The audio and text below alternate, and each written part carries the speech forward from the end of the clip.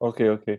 And can you tell us what are the best tips to get ready for the business case? Are there sources or books that will give you enough insight and give you the opportunity to exercise and to answer uh, well to the business cases you'll find in an interview with McKinsey? Yes. So again, that's a huge topic and it's super important. I would just like to say the application process is a multi-stage process or recruiting process. So first, of course, you have to write your cover letter, write your CV and so on. And to be honest, if you've done your homework well and have built a great curriculum, then of course you can make it shine now in your application documents.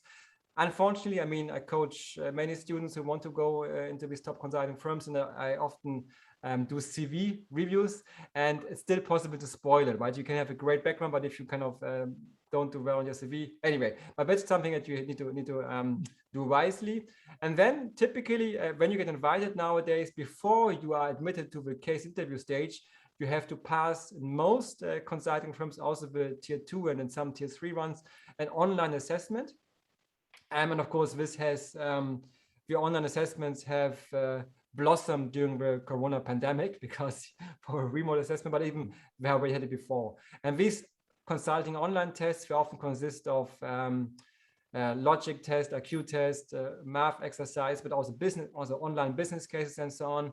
And just to say on that, I mean, on my channel, actually, I provide already some useful resources how to pass the McKinsey Imbellus test, how to crack the BCG case interview, and also for people who want to prepare for consulting online tests, I prepared a document with a lot of free links and resources for operation, and this actually you can get from my newsletter list. But anyway, you can find it on my channel.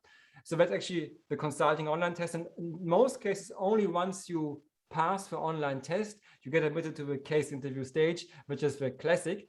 And typically you have to pass 3, 4, 5 of these case interviews and get a yes from all interviewers to be admitted. So that makes it so competitive. You really have to get a yes from everybody. And maybe just for those who don't know what a case interview is, typically, I mean, if you have an interview on an assessment day, you spend maybe 1 hour with an interviewer.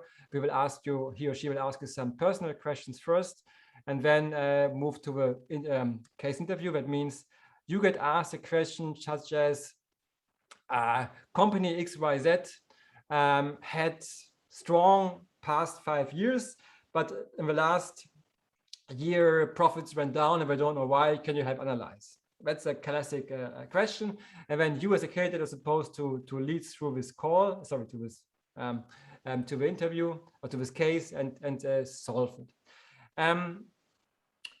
In my coaching work, I noticed that there are 2 very common mistakes, Giacomo, that candidates do, especially at the beginning. And I think I really want to announce them here because so that your audience they try to Yeah, that would be very useful for them.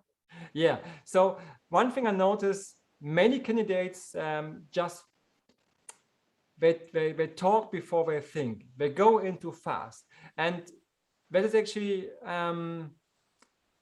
understandable, because if you are in an interview situation, you are nervous, you want to perform, right? You want to show how great you are, and so maybe you get asked a question, you have a feeling, oh, I really need to rush through the solution, so I give a ready on the spot answer, and often that is not good.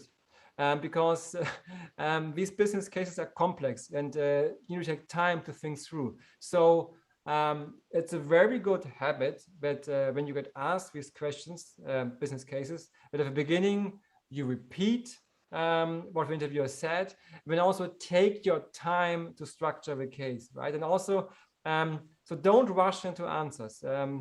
That's not the point. It's not about like getting the quick result. So that's the first thing. Think before you talk. And a second thing, or second feature that's even more important to perform well at your business case interviews is to learn how to structure a case. And again, solving a business case is not about getting to the right answer in 10 seconds. Because even if you guess the right answer, you will lose out on the case interview. What a recruiter or a consultant who interviews you really wants to see is that you are able to show a logical path to the solution. And that means at the beginning of a case, so let's say if a task is to increase, our client wants to increase sales, can you tell them how to do it? So one approach would be say, okay, we can increase sales by running a promotional campaign, right? And with a promotional campaign, we'll attract more customers and blah, blah. And then you make this single proposal, say, let's have a promotional campaign. But if it's a bad idea to then go into this rabbit hole and do a deep dive on all the stuff before first exploring all the other options, such as increasing the average spend per customer, such as increasing or reducing your price. There's many means to increase your sales. And it's important that you always first keep a bird's perspective. And then once you have provided a holistic view of this layer, then you deep dive in the next layer. It's a bit complex. I hope you get what I mean. In terms of resources, how to prepare for that, I have developed my own system that I also want to announce at some point on my channel, but it's not yet in video format. But for now, I still like the work from Mark Cosentino, the Case in Point book series. I think I like his books because also they teach first step towards the logical case structuring approach. And then last but not least, and most importantly, it's practice business cases. Okay.